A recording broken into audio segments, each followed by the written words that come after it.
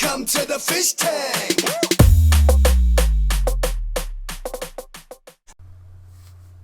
Hey everybody, Fishman here. Welcome to another viewer request video.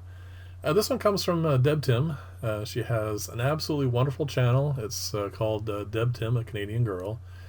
She does fish content stuff, and she also does life stuff, messages and that sort of stuff, experiences. And like I said, it's an absolutely wonderful channel. She's a great lady. You should definitely go check it out. And to help you out in that matter, I'll definitely leave a link below so you can go do that. Her question was, can you dry out microworms so that you can mail them to people? Obviously, if you're going to mail a culture in a baggie or whatever, there could be issues. I mean, the mail services are not exactly gentle sometimes, and it could end up breaking the bag and causing a mess, or just causing issues with the worms drying out.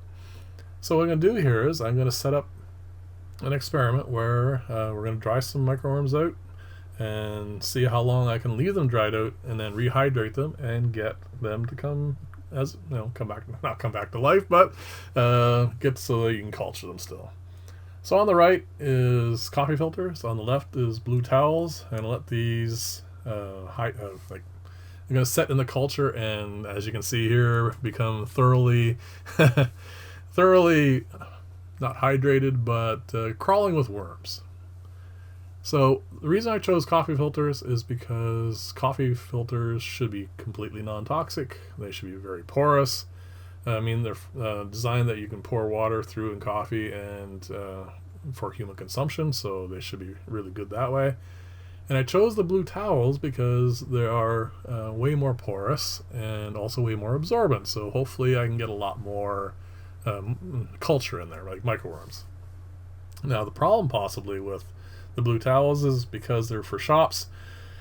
There may be some antifungal, anti-mold or something in them, so it's kind of concerned that it just may kill off the microworms.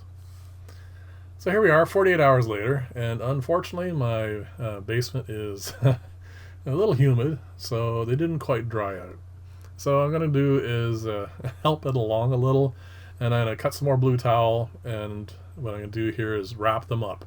So hopefully, because I'm going to wrap up both the blue towels and the coffee filters, hopefully there isn't a toxin in there that's going to hurt the worms, so I end up killing them all off. So here we are, 24 hours later. They are not completely dry, as you can see, but I'm going to start the rehydration process. So what I'm going to do here is, you notice I'm using bread instead of my usual oatmeal. That's because I got another question from another person who wanted to know if bread was good to culture, and at the same time as I was doing this, I was doing that. That video will be up hopefully in the next couple of weeks, and I was seeing some interesting results from the bread, so I thought I would give that a go and see how that worked out. So here we are 24 hours later. You can see them wiggling quite nicely. So 24 hours in the mail is not a problem whatsoever. Like I said, it wasn't quite dry, but it was close to it. So what I'm going to do here is continue this. Unfortunately, my intent was to do it every 24 hours, but I missed a couple of days. So the end result is that this experiment went longer, but I don't have results for every day. Not that really matters. All we really care about here is, so you can tell this one here is a lot more activity. That's because it was sitting in the media for, as you see here, 48 hours. But there you go. That's lots of activity. This is a little less so.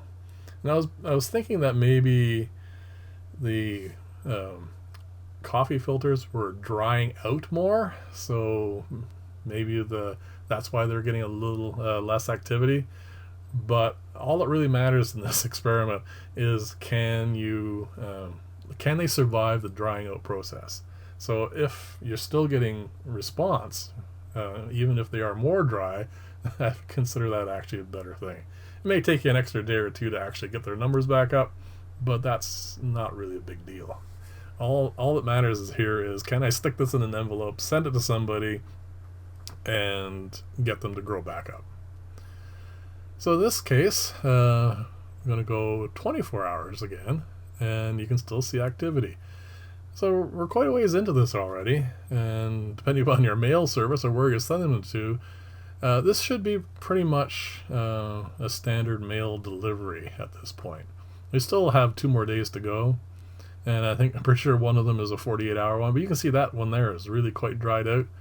And so right now we're definitely into what I would call a full test to see if microworms, and actually what microworms are, they're a nematode, if they have an ability to, there's my cat, resist drought. Lots of microorganisms do. They have not really a cistular form. Bacteria do that.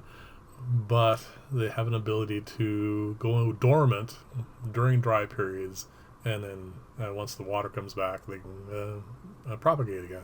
So here you go, 48 hours later. Like I said, I didn't get every 24-hour spot. But we have lots of activity there on both of them.